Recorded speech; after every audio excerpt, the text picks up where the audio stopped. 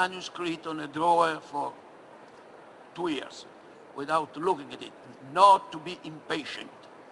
Close it there and then come back after 2 years. So what do you do in those 2 years? You write another book. That's, not everyone does that. Then I have a principle. You know that mankind is divided in monochronic people and polychronic people. Monochronic people are those who are able to do only one thing at a time. Germans are typically monochronic. My wife is German. They can do very well one thing. When they have finished that thing, they do another one. Latin people, they are polychronic. They are able to make many things at a time. Maybe badly, but many. So I am incapable of making only one thing. I have many things to do. To play on different keyboards. And the principle is to do always the less urgent job. So if a newspaper expects for tomorrow morning an article, I don't write this article. I write a piece of the novel. So at the last moment, then I can write the article. But the taste for adultery you feel in doing what you are not obliged to do is a gesture of absolute freedom. You understand? Yes. So literary adultery. We need more literary adultery. We need people to commission you to write lots and lots of articles in newspapers, and then you will write the novel. Okay. More quickly. That would be great for us. I'm conscious of time is moving on. I think we have 5 more minutes. I suppose I wanted to ask you just to pull back a bit more and think about the role of the novelists, of the imaginative writer. As you say, you could write newspaper articles, you can write critical texts or philosophical texts, but you do choose every 8 years or so to publish a novel. Is there something particular that you do with a novel that you can't do in those other forms? Well, first of all, you write a novel to satisfy your narrative impulse. Okay? It is a human need to narrate. Until my kids were little, I told stories to them. When they grew up, I was obliged to write a novel to find another audience.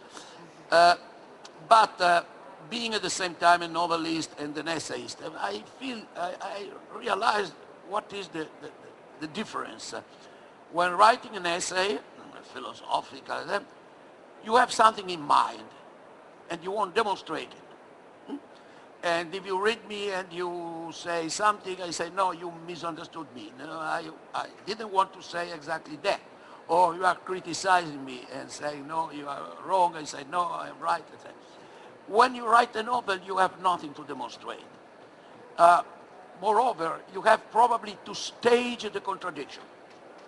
So I feel very disturbed when a reader attributes to me the opinions of one of my characters. My opinions are distributed among my characters. None of them represents me. I stage all the possibilities of looking at a certain problem. In a sense, you are free. You are uncommitted. I would say uncommitted to a single truth, but this is a way to discover a wider truth. So both polychronic and polyphonic in your novel writing. You've also spoken about the pleasures of lingering in your response to Italo Calvino's 6 memos for the next millennium. He talks about brevity and quickness and lightness, and you spoke in response about the pleasure of lingering. Yes, but obviously in a novel and for a novelist there are both the aspects that, but it is true that the books of Calvino are like this and mine, like that. So minimalist against maximalist. So for him, the quickness, the rapidity was fundamental, and for me is more important to a sort of muddy flow. Cela dit, I loved Calvino enormously. Not only we were good friends, but I think that it is the great Italian writer of at least of the second half of the 19th century. I agree, but I think it's wonderful that you're with us today in a continuation of that I am the greatest of the tradition. next century. Yes, yes. On that note, I'm afraid we will have to draw this very short but very sweet and fascinating interview to a close. Umberto Eco will be able to sign some books, but I have to say, because there are so many people here, what I don't want is people to come up to the stage now and prevent us from leaving. So if we could just leave in an orderly fashion, I'll escort Umberto Eco to the bookshop end of the cafe, and then do please form an orderly queue. I'm sure you'll try to sign as many books Since it's a problem of time, as possible. sometimes the organizers say you signed, but you don't write the names, and sometimes, yes, if you want the names, write it in a piece of paper before. At least in certain countries, France, if somebody is Michel, is Michel. In the Anglo-Saxon country, it can be Michael, Mike, then there are the Turkish immigrant. To write the name, to inscribe a book becomes really an ordeal. So I can imagine. Please write your name aside. Very, very good advice from someone who's done this once or twice before. What's your name? Chuck.